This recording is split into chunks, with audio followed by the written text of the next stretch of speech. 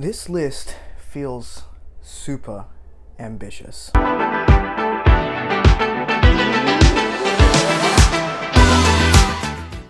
Hello everyone and welcome to A Fictional Escapist. Today's video is my April TBR. I always feel like I get these videos out late since it's already April when you're seeing this. It is currently the 2nd and I'm going to talk to you about what I've got planned for this month. First off the bat is an e-arc that I received by the author Luke Schultz for his debut novel, A King's Radiance. The sun's light shines bright over the land of Zippor, and only a select few can harness its power, but all power comes with a cost, and the world is not kind to those who refuse to pay it. Raiz Glaive, a strong shine wielder, was born into royalty, though even royals have to answer to someone.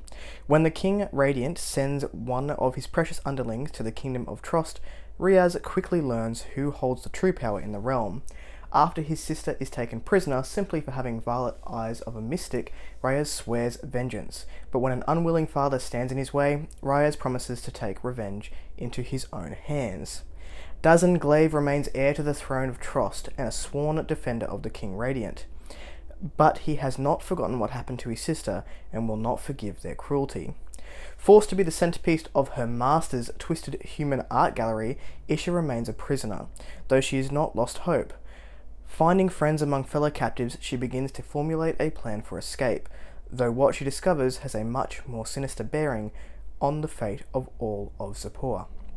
It sounds rad. I remember reading this on Instagram, on Luke's Instagram, which I will link down below, and thinking, hell yeah, I want this arc, I want this to be read on my shelves. The cover of the book is awesome, so you'll see a picture of that on the side as well, and I'm about 7% of the way through. I read a chapter this morning, and it's cool. It starts with a punch, so I'm really looking forward to getting more into that one. Next up, we have Jade War. I would say 2/3 of the way through. I'm currently on page 371. This is a hangover from March.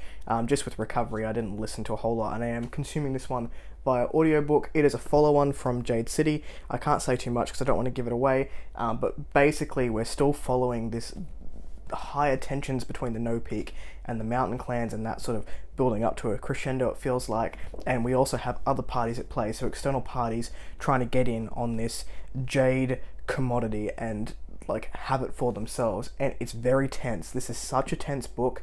I feel stressed when I read it, but like in the best possible way. So hoping to finish that one up pretty early this month, hopefully in the next sort of week or so I can jump into my second audiobook for the month. The second audiobook for the month is the third book in the Millennium trilogy. Is it a trilogy? I know there's a fourth book, but I think it was treated as a trilogy, and that is The Girl Who Kicked the Hornet's Nest.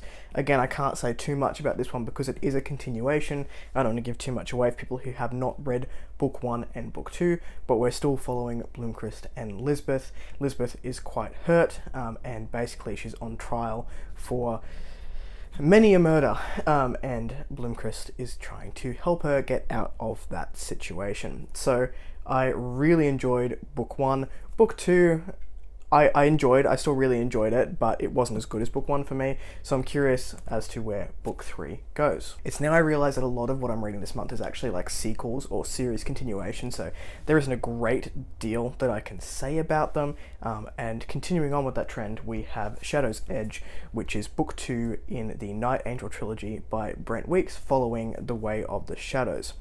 I don't want to say too much again about this. It looks like we pick up pretty much where we left off at the end of book 1.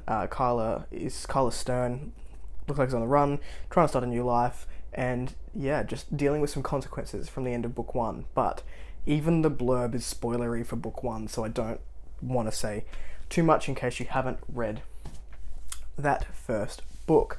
Next up, we have an ebook, which is No Place for Peace by Tom Dumrell. That is Pillars of Peace, book number 2, and I'm pretty sure we've got book number 3 coming out in May, and I'm very, very excited for that. I can't remember what the title is off the top of my head, but I'll put a picture of it on the screen as well.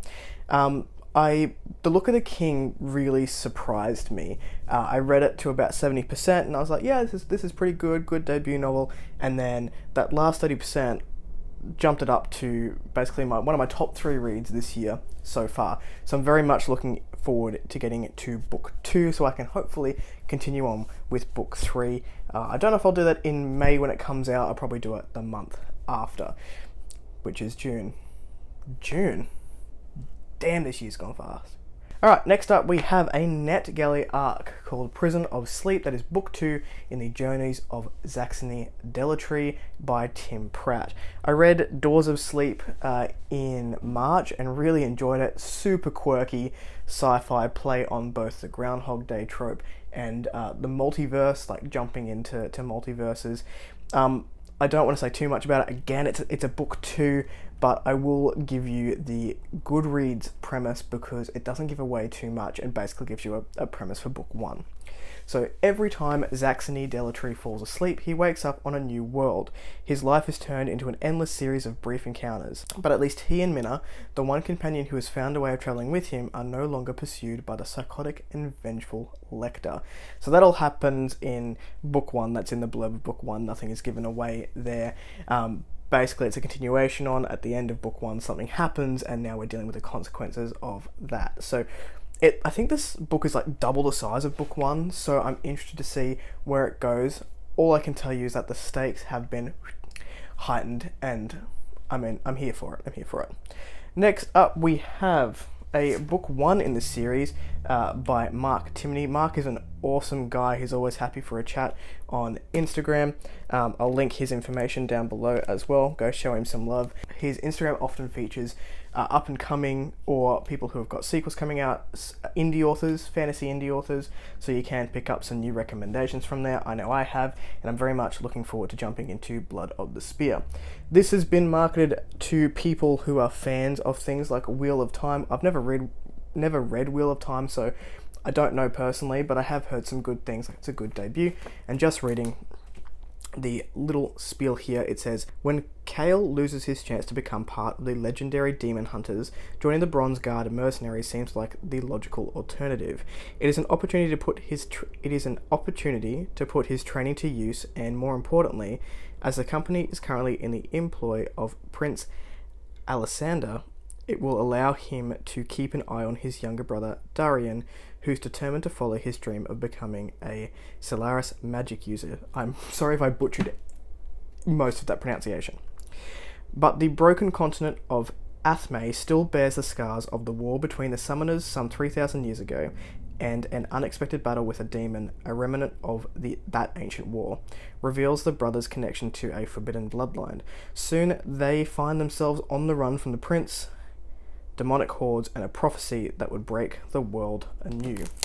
On the back it says, 2 brothers, 1 prophecy, a world in peril. And that is some really cool cover art that we've got going on there. I don't know how glary that's going to be in the light. So very much looking forward to jumping into this one as well. Now, those are all the planned books that I have for the month of April. It feels ambitious to me because there's no like small books and novellas in there. They're all full-length novels, so we'll see how we go. I do have 2 wildcards. One is Legends and Lattes as a carryover from March, which is done by Travis Baldry, and the other is the Iron Crown by L.L. McCree. I really enjoyed the Citron Key. It was such a good little short intro into the world and the stakes and her writing, and I'm really looking forward to book 2.